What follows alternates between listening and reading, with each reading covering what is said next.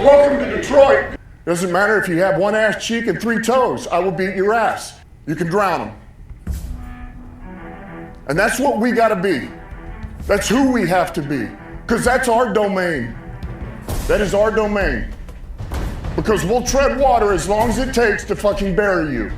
Takes the snap, turns, gives to Montgomery, right side, end zone, touchdown, Detroit Lions! Yes. We are driven by Detroit. Hello, Detroit Lions friends, fans, and family members. Welcome on back to yet another episode of MCM Motor City Mania. I'm your host, David T. Pike. And as always, we're diving on in.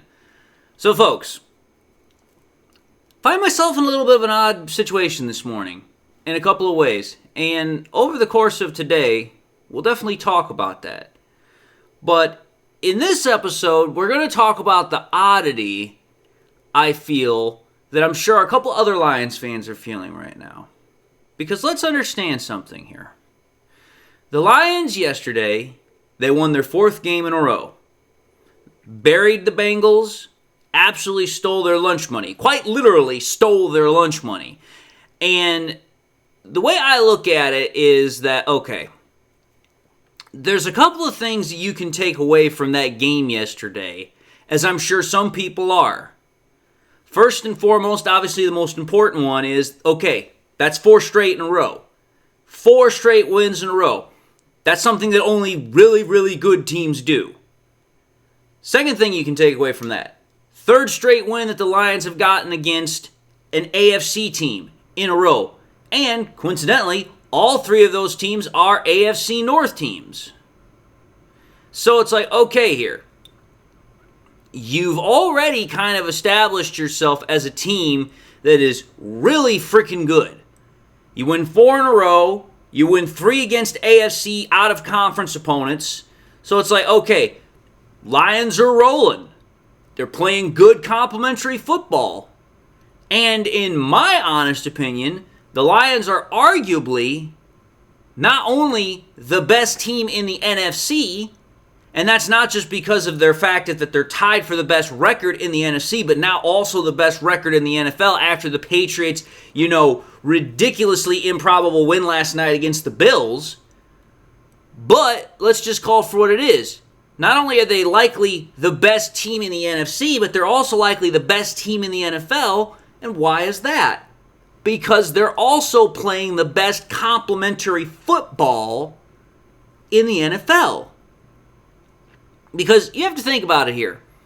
The Lions have proven over the first 5 games of the season that it does not matter how a game may necessarily go over the course of the full 60 minutes.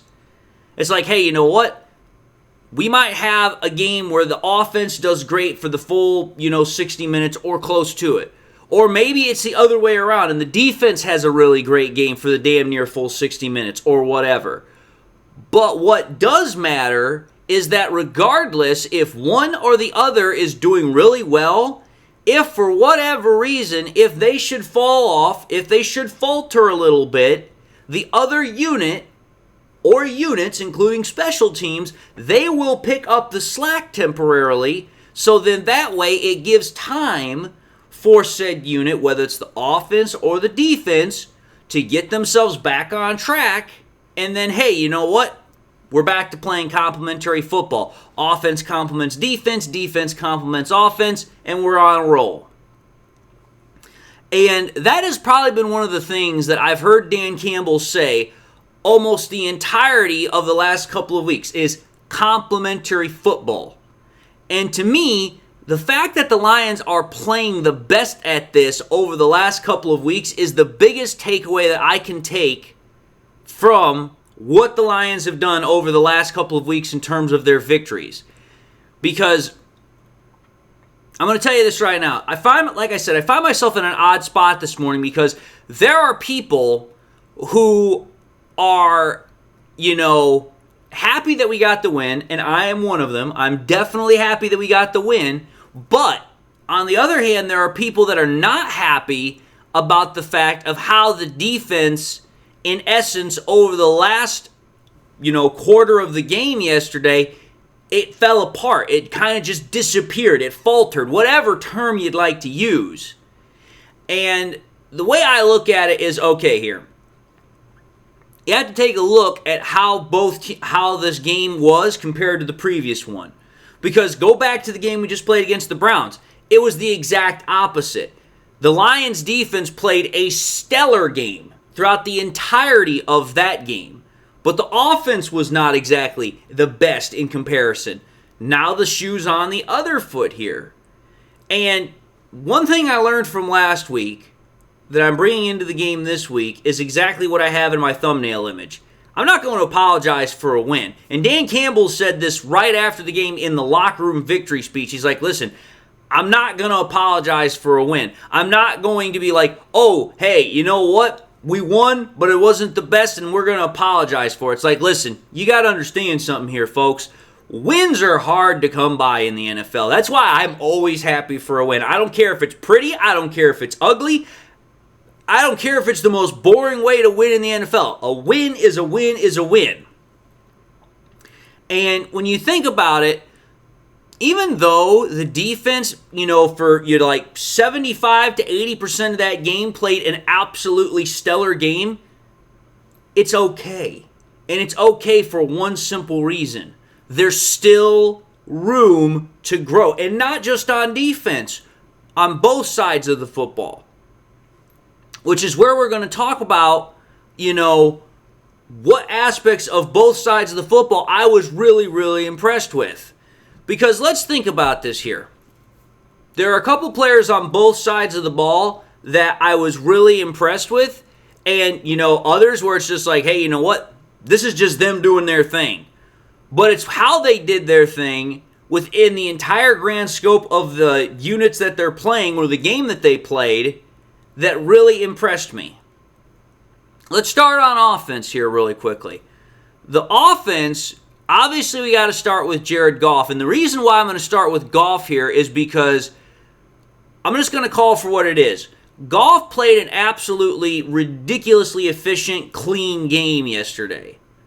I mean, when you take a look at Goff's stats yesterday, he was 19 of 23 for 82.6 completion percentage rate, almost 260 passing yards, 11.2 in average throw, 3 passing touchdowns, which came out to a 13 touchdown percentage rate per throw, no interceptions, which means a no interception percentage rate per throw, 153 passer rating, and unless ESPN has updated it since the last time I wrote it down, a 73.6 QBR. But I will check that before I put out the final video.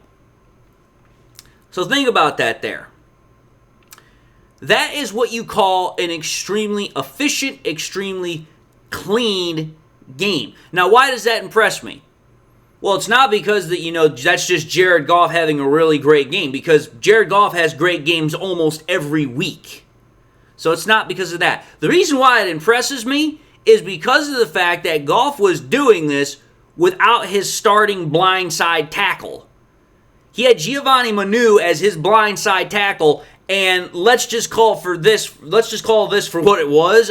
Giovanni Manu had a really, really bad game yesterday. I mean, I'm just going to throw the stat out there for what it is, and it's going to absolutely sting, but it's the damn truth. You have to think about how just damn important Taylor Decker is to this offense. In the last 3 games, Jared Goff was not sacked one time. Yesterday against the Bengals, he was sacked 4 times, with 3 of those sacks coming either directly from Giovanni Manu himself or because he had some direct influence involved in that. There was only one that really was not on him, and that was on Brock Wright. And to be entirely honest, that was just bad offensive game planning because they literally put Brock Wright all by his lonesome on Trey Hendrickson, which that's never a good idea. But the fact that for the entirety of the game, Jared Goff had a backup tackle as his blind side, and he still almost put up a perfect passer rating, over 82% completion rate, 3 touchdowns, no interceptions, and over 250 yards passing, that right there is impressive. Because there's a lot of quarterbacks out there, you take away their blindside tackle, they start getting jittery. They start getting happy feet. They start hearing footsteps. Goff didn't absolutely have that problem at all yesterday. Despite the fact getting sacked 4 times, he still played damn near perfect. And you have to think about that. Jared Goff, over the course of the season so far, even though he's had to hear and deal with all the nonsense that people have wanted to say about, the offense falling off, John Morton, this, that, and the other thing, Jared Goff's stats so far for the year are just absolutely ridiculous. You have to think about it here. Even with the change of an offensive coordinator, even with the changes up front, whether it's the fact of, hey, you know what, you got 2 brand new guards, you got Graham Glasgow at center, now you have to factor that in. And then now also you have Giovanni Manu starting for, left tackle for this game against a guy in Trey Hendrickson. Jared Goff for the year is number 1 in the NFL in completion percentage rate with 75.2 completion percentage rate. He's in the top 10 in passing yards with almost 1,200. He has an 8.2 average throw, which is tied 5th. He has 12 passing touchdowns, number 1. The second best pass touchdown percentage rate per throw.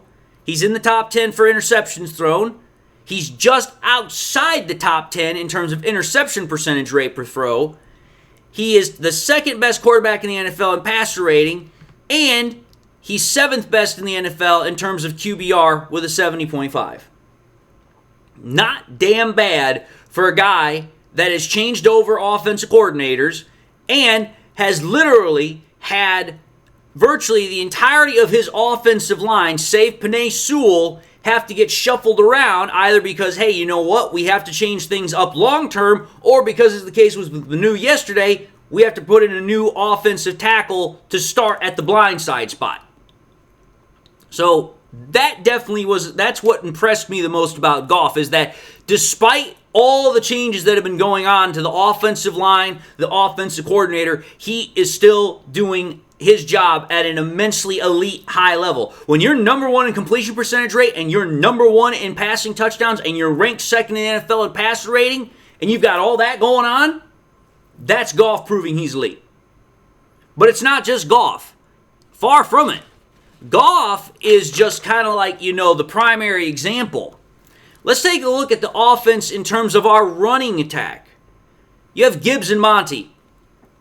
I've said it before, I'm going to say it again. Gibbs and Monty, they are the best 1-2 running back combo in the NFL. And it literally showed up yet again yesterday. Because yesterday, the Lions running back combo of Gibbs and Monty, they tied the record for 14 games where they either scored a rushing or receiving touchdown, tying the record that was set by Cowboys fullback and running back Darryl Johnson and Emmitt Smith in the 90s. And here's the thing about this record. It's 14 games. Okay, that's not the necessarily impressive part, though that is impressive. You want to know what the impressive part is? Is the Lions, Gibbs, and Monty literally did this in a third of the time than what Darryl Johnson and Emmitt Smith did. It took Emmitt Smith and Darryl Johnson, it took them, for 14 games, it took them 9 years to do that. David Montgomery and Jahmyr Gibbs literally did it in 3 years. 9 years for 14 games with the Cowboys, including a Hall of Famer in Emmitt Smith, versus 3 years with Sonic and Knuckles. And let's think about this. This is a time when running backs are not getting the ball and being as score crazy as it used to be then in the freaking 90s. I mean, in the 90s, you had Emmitt Smith and you had Barry Sanders. Plus, you had a couple of other really good ones thrown in there. But the 90s was really the last decade of really, really great running backs in the sense of, okay, these guys are like top of the echelon mountain when it comes to that. And yet here we are now in 2025 when this is a pass-happy league, and these two guys have literally tied the record for both of them scoring touchdowns in the game, and they've done it in a third of the time than the guys that did it back in the 90s. That's impressive in my book. Now, I'm not going to necessarily poo-poo on that because of how the overall performance was between the two of them. Because I'm going to be honest with you, while both of them together had almost 120 yards rushing, I'm going to be honest, I'm kind of a little bit greedy here, and I'll confess to that. I'm a little bit greedy here. I thought the Lions' rushing attack should have absolutely just pounded the ever-living hell out of the Bengals' rushing defense. Because coming into this game, I literally said it, the Bengals have arguably the worst rush defense in the NFL. And I thought for certain that if there was any game where one of these two guys were going to have 100 yards plus rushing, it was definitely going to be this game. Yet, surprisingly, neither of them did. Gibbs, I think, was second to Montgomery, which great thing for Montgomery to have himself a great homecoming game, had a rushing touchdown and a passing touchdown, was also the lead rusher of the day. But to me, it's like, okay, the Bengals' rush defense is just absolutely terrible. We should be able to just run the ball at will against these guys. And at first it looked like that was going to be the case. And then the Bengals just started absolutely teeing off on the run game. And it kind of took us a little bit of time to figure out, okay, we need to open it up again pass-wise so that way we can get the run game going again. But I mean, when you take a look between Monty and Gibbs, they ran the ball 20 times between the two of them, 119 yards, 6 an average a rush, 2 rushing touchdowns between the two of them. I mean, that's damn good overall production from those two. I'm just saying I wish it would have been a little bit more. Because, like I said, I'd be greedy. Now, we're going to talk about the last two on offense here really quickly, which is Amon-Ra St. Brown and Sam Laporta. First and foremost, for Amon-Ra St. Brown, I feel kind of sorry for him because it snapped his 3-game streak of receiving touchdowns. Because the last 3 games, he had receiving touchdowns in all of them, which was why he had 6 receiving touchdowns in 3 games. So I was hoping he was going to have another game to make it 4 in a row, but for whatever reason, it just didn't happen. But despite that, he still had a really damn good game. He had 8 receptions out of 9 targets, which is an 88.9 reception percentage rate. Had 100 receiving yards for a 12.5 average per catch. That's a real good game. Obviously, I would have liked to have the touchdown on there, which again, I'm greedy. But that's what I expect from my superstars. And my superstars, for the most part, absolutely played the way they're supposed to play. Which, correct me if I'm wrong here, the last episode I released prior to this one, that is exactly what I said they were going to do or should do when I said, hey, our superstars are primed to play a great game. I'm going to tell you this right now. I had most, if not all, of these guys in my fantasy league, and most, if not all of them, performed the way I expected them to, and that's the reason why my fantasy leagues won. Albeit, they're free fantasy leagues. I don't gamble on that stuff, but still, you get my point. And the same thing is true with Sam Laporta. This was Sam Laporta's first real big game of the season, which is good because he kind of needed it. Because up until this, he's kind of had a little bit of kind of like a little bit of here and there, where he's had a real good play here, a real good play there, but not a full, complete game of all those things. This was the first one, of which he had 5 receptions out of 6 targets, which was an 83.3 reception percentage rate, 92 receiving yards, 18.4 an average a catch, with 1 receiving touchdown. That's a damn good game by your tight end. Absolutely damn good game. Now, I thought the offense had a really good game overall. It kind of had its moments where it could have played better, but again, I'm not going to apologize for a win. You put up 35 points in a game, I don't care who you're playing. That's good football. 35 points, you're going to win about 95% of the contests you play. Now, let's talk about the defense here. I said it before, I'll say it again. The defense, for 75 to 80% of that game, absolutely played an absolutely just ridiculously good game. I mean, you have to think about it here. This is the 4th straight game that the defense had a takeaway. 4th straight game. Just like Dan Campbell said yesterday, there's blood in the water, and this defense, they know that they can get takeaways. And everybody in their brother is after trying to get said takeaways. And then, just to add further on top of that, not only just the 4th straight game where the Lions have had a takeaway on defense, but this is the 3rd game of the season where the Lions have had 2 or more takeaways on defense. You want to know what's funny? Is every single game that they've had 2 or more takeaways on defense, it's come against a team that's had a B for their last name. Bears, they had 2. Browns, they had 3. Bengals, they had 3. Bears, Browns, and Bengals. All 3 of them start with a B, and all 3 of them, the Lions had 2 or more turnovers. Kind of a little interesting, fun fact there. Not necessarily, relevant to the whole conversation, but still a little interesting, fun fact. But again, you take a look at the defense. Had 3 interceptions. I mean, Meek Robertson got an interception. Kirby Joseph got another interception, becoming, I think it was tied 6th fastest or whatever the Thunder it is to get 20 interceptions within the first, 4 years of his career. And then Alex Anzalone had an interception. I'm telling you, you're talking about a defense here that absolutely cannot wait to get on the field because they know that they are going to have chances to get interceptions. They're going to have chances to get takeaways.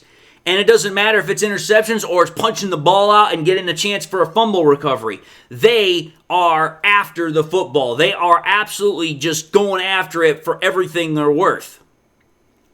So there's that. Then you have to talk about Aiden Hutchinson. I mean, dude, Aiden Hutchinson, I told y'all way back in the offseason, I said, listen, Aiden Hutchinson's going to be fine. Aiden Hutchinson is going to return to form and even better. And let's just put it out there. I was right, because Aiden Hutchinson in the first 5 games of this season has had 5 sacks.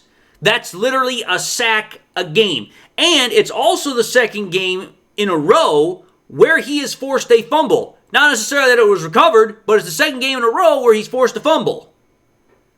And then, it wasn't just Hutch that was also getting in on the action. The defense, even though it struggled a little bit in the fourth quarter, because that's where the Bengals started putting up their points, the defense finished strong because Derek Barnes got a sack on Jake Browning in the end zone, which resulted in a safety. And that pretty much killed any chance that the Bengals had to try and do a comeback, a late feverish comeback.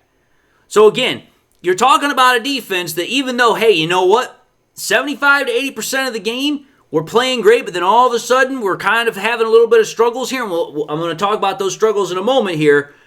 They played hard, they played good football, and they did exactly what they were supposed to do, which with the defense having its struggles toward the end, the offense picked them up, the offense did what it was supposed to do, and they got the win.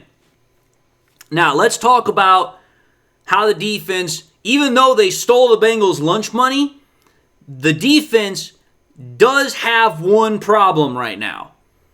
Because while the defense played great for, like I said, 75 to 80% of that game, the reason why things started, faltering a little bit towards the end there is because now the Lions have injuries that are piling up in the secondary. Obviously, we know we're not getting DJ Reed back for the next 3 weeks because he's now on IR, and he just played his first week, which means he needs at least 3 more weeks before he can come back. Then on top of that, Terrion Arnold is dealing with the same shoulder injury yet again. And you have to ask yourself, is he going to be ready to play against the Chiefs? I don't know. But if he does, how much good is he really going to do for us? That's the real concern question, because it's like, okay, I'm not going to make too much about this because I know there's a lot of people that will, but Terrion Arnold continues to have problems with the whole issue of defensive holding and pass interference. And it's like, listen, you just had that problem against 2 great receivers and an average backup quarterback. Now you're going to have to flip the reversal on that script, and now you're going up against one of the best quarterbacks of all time, and you're going up against a speed demon for his receiver. That's going to be a little bit of an interesting scenario. Now, obviously we still have BB back there. We still have Kirby Joseph. So I'm not too concerned, but it is something to keep in the back of y'all's cranium. But I will say this, to kind of round out the episode, I'm not going to apologize for a win. I don't care if the defense didn't play very great at the very end. The point of the matter is that they played great for 80% of that game, and because of the fact that they got all those turnovers, which the offense then capitalized on getting points, that was why going into the third quarter, when they had that 25-point advantage that they had built up, that was because the defense helped getting to that point. You can't just say, hey, you know what? All we're going to do is we're going to focus out on the game ended. Well, that's a really crappy way to kind of look at things, considering the fact that there were 3 quarters that happened before all that. So, the way I'm going to put this is that overall, it was a good complementary football win from all 3 units. But the Lions still have room to grow, which you have to think about this. This is what's truly scary about the Lions. They still have room to grow, but yet they scored 34 plus points last night on offense. 35 if you don't want to include the freaking, safety. But think about this. That's the 4th straight week they've done that. 4th straight week that they have scored 34 plus points or more. That is impressive. And then think about this. They lead the NFL right now in points scored. They have 174 points. That leads the NFL. And then, once you flip from the offense to the defense of the Lions is second best in the NFL right now, if I did my math correctly, with 16 sacks, and they are tied 3rd best in the NFL with 9 takeaways. It's pretty damn scary to imagine how much better they're going to look when they've still got so much more room to grow. Again, this was only the 5th game of the season, so they've got a lot more room to grow into here as an overall team. That's the truly scary part here.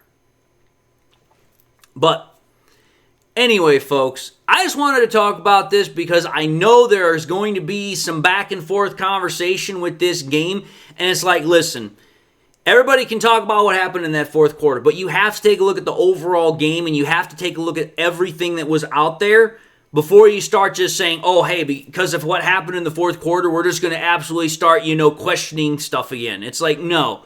There's a reason why there's 4 quarters in a game. You can't throw out the first 3 and then just focus on the last one, especially when we still won the damn game.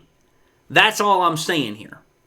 But anyway, folks, I've said my piece, so I'm going to end this episode and say thank you all for watching yet another episode of MCM Motor City Mania. If you like what you saw, by all means, I want to highly encourage y'all to watch the next episode. We also want to say this, like, comment, and subscribe to the channel if you indeed enjoyed the content. I also hope that you will subscribe, but I also want to say this. If you like the content and you know what, you subscribed in the past and you forgot to do so at the time, or you just subscribed and you had not yet done so, want to highly encourage y'all, please make sure you hit that bell notification icon so you guys never miss any more content that I push out. Hope you all got something in your life that makes you happy, makes you smile, which again, with the fact that the Lions won, I guarantee you do.